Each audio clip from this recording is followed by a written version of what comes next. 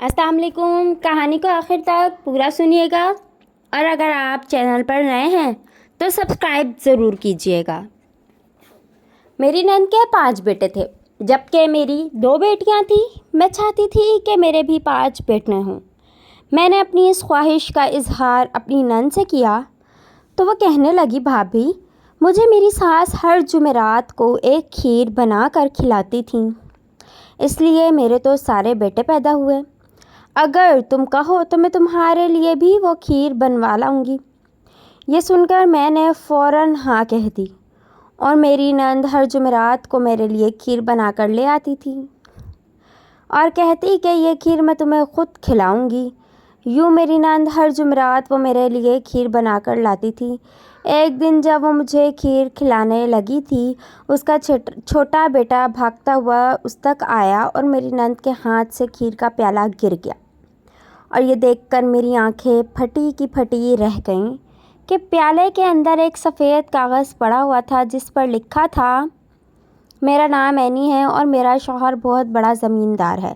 उसके वालिदैन के मरने के बाद हम मियाँ बीवी ही घर में रहते हैं, जबकि हमारी 2 बेटियां हैं। मेरे शौहर की एक ही बहन थी जिसका नाम सितारा था, जिसकी शादी मेरी शादी से पहले भी हो गई थी। मेरी नंद के 5 बेटे थे। वो जब हमारे घर आती तो घर लड़कों से भर जाता है, क्योंकि उससे पहले तो हम 3 माँ बेटियां ही घर पर होती थी।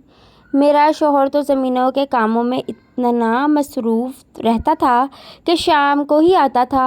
ऐसे में मेरी नंद आ जाती थी तो घर में रौनक हो जाती थी। मेरी बेटियां भी खुश हो जाती थीं। वैसे भी हम दोनों नंद भाभी के ताल्लुकात बहुत अच्छे थे। रवायती नंद भाभी की तरह हमारी लड़ाई झगड़े नहीं होते थे। वह हमारे घर आ जाती थी तो मैं भी उसकी खूब खिदमत करती थी, क्योंकि मेरी नंद की शादी बहुत गरीब घर में हुई थी। उसका शौहर सरकारी स्कूल में पढ़ाता था, फिर उसके बच्चे भी ज़्यादा थे, इसलिए गुजारा मुश्किल से होता था। फिर हम दोनों मियाँ बीवी बड़ा ख्याल रखते थे उसका। हमने कभी उसके साथ नाइंसाफ़ी नहीं की, जबकि मेरी नंद भी मेरे साथ बना कर रखती थी। वो जब कभी भी मेरे घर आती थी घर के कामों में मसरूफ़ हो जाती थी।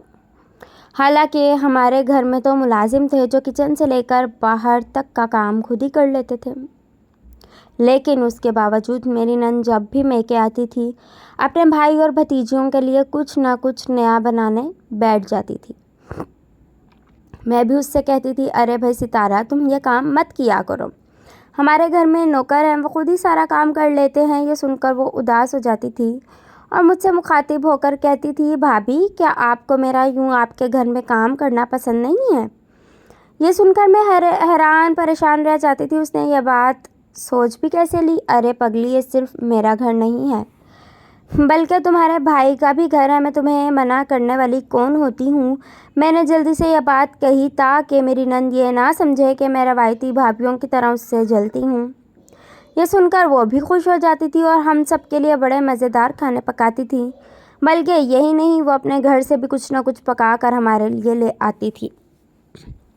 जैसे एक बार मैंने उससे कहा था, सितारा, तुम्हारे बेटों को एक साथ खेलते देखकर मेरा दिल बड़ा खुश होता है और मेरा दिल करता है कि काश अल्लाह मुझे भी एक बेटा दे।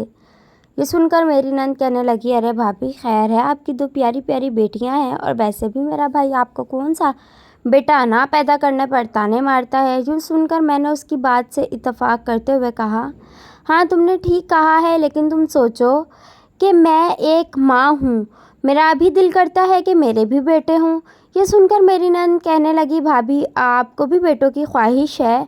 हाँ बिल्कुल। ये सुनकर मेरी नंद मेरे पास आकर बैठ गई और कहने लगी, आपकी ये ख्वाहिश तो मैं भी पूरी कर सकती हूँ। ये सुनकर मैं चौंक गई और हैरत से उसकी तरफ देखने लगी। भाभी, आपने मेरी सास के बारे में सुना तो होगा कि वह किसी ज़माने में दाई का काम भी करती थी और चूँकि मेरी सास के वालिद बड़े मशहूर हकीम थे, इसलिए मेरी सास भी देसी नुस्खे बनाती थी। मेरी जब शादी हुई तो मेरी सास को आपकी तरह बेटों का शौक़ था, इसलिए जब मैं ससुराल गई तो मुझे मेरी सास हर जुमेरात को एक खीर बनाकर खिलाती थी। एक दिन मैंने अपनी सास से खीर खिलाने की वजह मालूम की तो वह कहने लगी कि इस खीर में एक देसी दवाई मिलाती हूँ। इस दवाई के इस्तेमाल से औरत के लड़के ही पैदा होते हैं। शुरू में मुझे इस बात का यकीन नहीं आया, मगर जब 1 साल बाद मेरा पहला बेटा पैदा हुआ تو مجھے اس بات کا یقین آ گیا، اس لیے میرے تو سارے بیٹے پیدا ہوئے۔ یہ کہہ کر میری نند نے میری طرف دیکھا۔ بھابھی تم کہو تو میں تمہارے لیے وہ کھیر بنوا لاؤں؟ یہ سن کر میں خوشی سے کھل اٹھی۔ اگر اللہ مجھے کھیر کھانے سے ہی بیٹا عطا کر دے، اس سے بڑھ کر میرے لیے کیا خوشی ہو سکتی ہے۔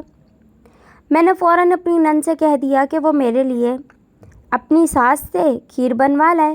خیر اگلی جمعرات آئی تو میری نند کے ہاتھ میں کھیر کا ڈونگا تھا، جو اس نے آتے ہی کچن میں چھپا دیا اور کہنے لگی، میری ساس نے کہا ہے کہ یہ کھیر کوئی مرد نہ کھائے، اس لیے میں نے کھیر چھپا کر رکھ دیا۔ ابھی سبھی لوگ جمع ہیں، کسی بچے نے کھیر دیکھ لی تو وہ فوراً مانگ لے گا۔ یہ کہہ کر ہم سب باتیں کرنے لگے۔ تھوڑی دیر بعد بچے آپس میں کھیلنے لگے تو اس نے مجھے کمرے میں آنے کو کہا، اور جب میں وہاں پہنچی تو وہ ایک برتن میں کھیر لیے بیٹھی تھی۔ تمہارا بہت شکریہ ستارہ، تم میرے لیے اپنی ساس سے کھیر بنوا کر لائی ہو۔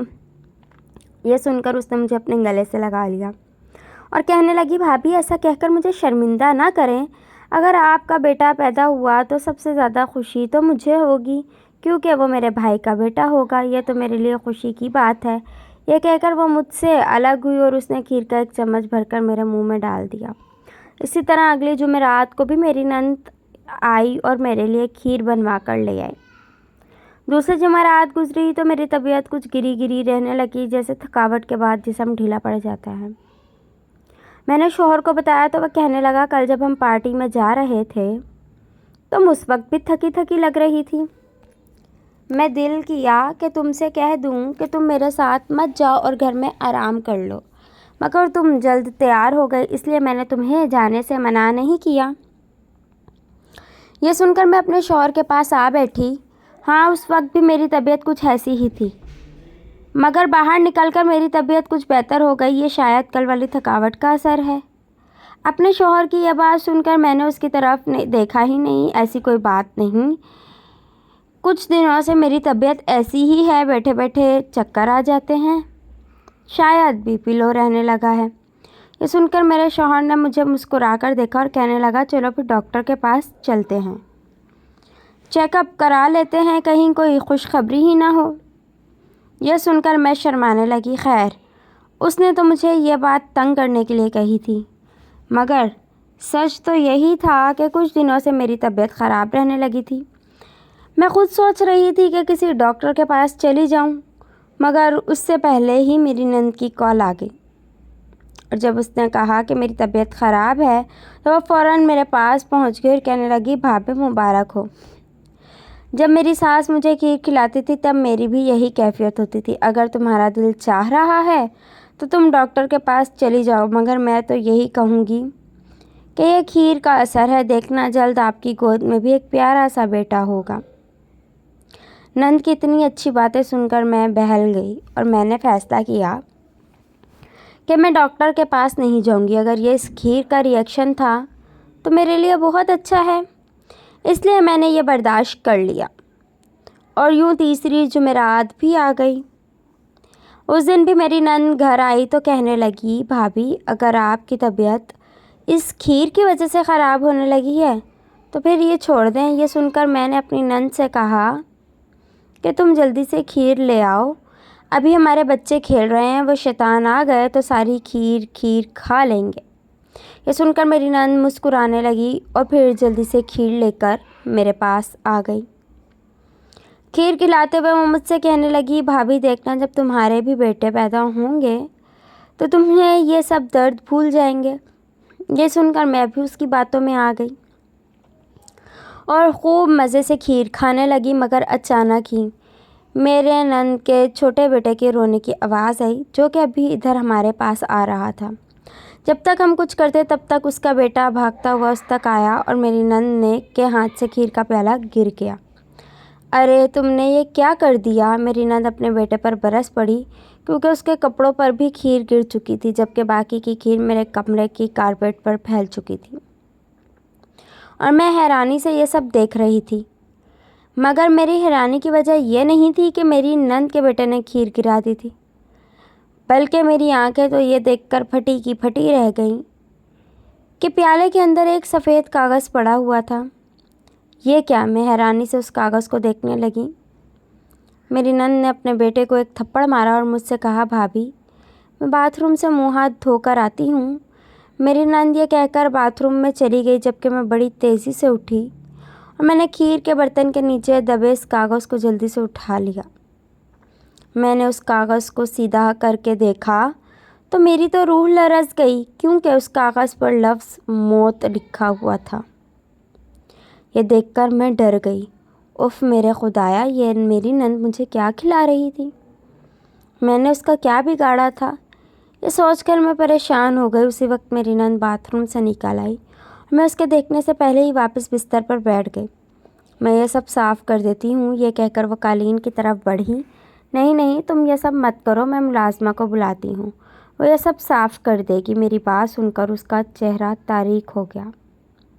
वो ये घबरा कर कहने लगी, थोड़ा सा तो काम है, मैं खुद ही साफ़ कर लूँगी। ये कहकर उसने मेरी तरफ पुश्त कर ली और फिर जल्दी से खीर का बर्तन उठाकर किचन में ले गई। उस रोज़ नंद के जाने के बाद मेरी तबीयत और ख़राब हो गई। मैं ये सोच सोच कर परेशान होने लगी कि मेरी नंद वो तावीज़ किसके लिए लाई थी। क्या वो मुझे मारना चाहती थी? क्या वो ये चाहती थी कि मेरे बच्चे ना हो, या फिर वो अपने भाई को मारना चाहती? इन तमाम सवालों ने मुझे बहुत परेशान कर दिया। आखिर मेरी नंद की मुझसे क्या दुश्मनी थी? वो ऐसा क्यों करना चाहती थी? मैं चाहती थी कि इन तमाम सवालों के जवाब मुझे जल्द से जल्द मिल जाए, इसलिए मैंने अपने शौहर के आने का इंतज़ार नहीं किया और ड्राइवर के साथ घर से निकल आई। ये सारे हालात जानने के बाद मुझे मेरी सहेली ने मशवरा दिया कि तुम किसी आमिल के पास चली जाओ और उसे ये सारा वाक़या बताओ। उसने मुझे एक आमिल का पता भी दिया था और अब मैं उसी के पास आई थी ताकि पता लगा सकूं आखिर मेरी नंद ये सब क्यों कर रही थी।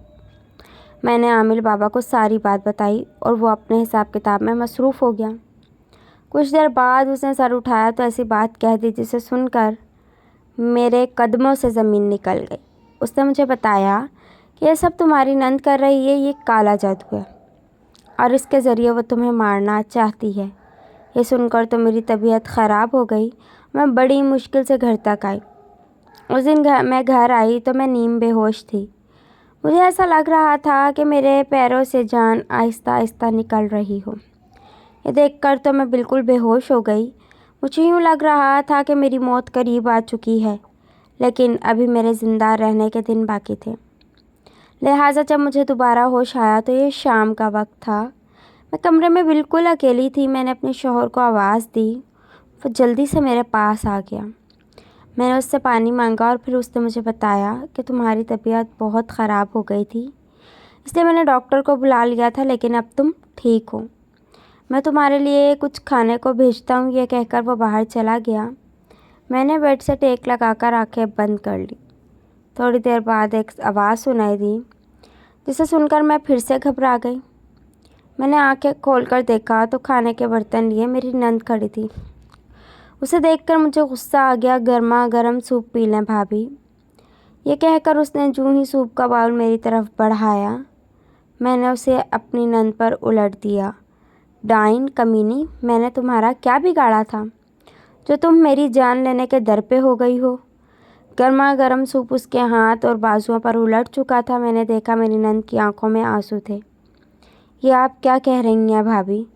उसने मुझे हैरानी से देखा। इतना मासूम बनने की ज़रूरत नहीं है, मुझे सब कुछ पता चल चुका है, मैंने चीख कर कहा। अभी और इसी वक्त मेरे घर से निकल जाओ।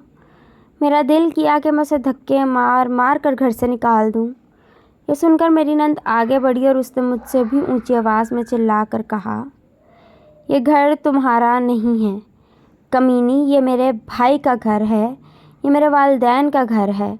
इसमें मेरा भी उतना ही हिस्सा है जितना तुम्हारा और तुम्हारे शौहर का है, मगर तुमने शादी के बाद मेरे भाई को मुट्ठी में कर लिया और उसने मुझे मेरा हक देने से महरूम कर दिया। ये कहकर वो रोने लगी। मैं हैरानी से ये सब सुन रही थी। ये तुम क्या कह रही हो? मेरे पूछने पर वो कहने लगी, वही जो मुझे बहुत पहले कह देना चाहिए था। ये जायदाद, ज़मीनें और रुपया पैसा मेरे बाप का था। उसने मुझे देने के बजाय मेरे भाई को सबका मालिक बना दिया और उसे कह दिया कि इसमें से अपनी बहन को हिस्सा दे देना। میں جانتی ہوں کہ یہ سب میرے باپ کا قصور تھا، اسے میرا حق دینا چاہیے تھا، لیکن اگر اس نے سب کچھ میرے بھائی کے نام کر دیا تو اب میرے بھائی کا حق تھا کہ وہ میرا حصہ میرے نام کر دیتا۔ اپنی نند کی یہ بات سن کر میں ہکا بکا رہ گئی۔ وہ یہ کیا کہہ رہی تھی اور یہ اس کے دل و دماغ میں کیا چل رہا تھا؟ لیکن تمہیں یہ حق کس نے دیا کہ تم اپنے حق لینے کے لیے کسی کی جان لے لو؟ یہ کہتے ہوئے میں رو پڑی۔ میری نند اتنی ظالم کیسے ہو سکتی تھی؟ وہ اپنے بھائی کا گھر کیسے اجاڑ سکتی تھی؟ وہ کس دل کے ساتھ اپنے بھتیجیوں کو یتیم کرنے چلی تھی؟ میرے سوال کے جواب میں وہ طنزیہ انداز میں ہنسنے لگیں۔ کیونکہ تم نے کبھی اپنے شوہر سے نہیں کہا کہ اپنی بہن کا حق اسے دے دو۔ تمہارے سامنے میرے خراب حالات تھے، مگر اس کے باوجود تم اپنے عیش و آرام میں پڑی رہیں۔ ویسے بھی گھی سیدھی انگلی سے نہیں نکلا تو میں نے انگلی ٹیڑھی کر لی، کیونکہ میں نے سوچا کہ میرے بھائی کا گھر اجڑے گا تب اسے میری حالت کا احساس ہوگا۔ کہہ کر وہ رونے لگی۔ میں جلدی سے اٹھی اور اس کے پیر پکڑ کر کہا، پلیز ستارہ، تم مجھ پر اور میرے بچوں پر رحم کھاؤ۔ میں وعدہ کرتی ہوں کہ تمہیں تمہارا حق واپس دلاؤں گی۔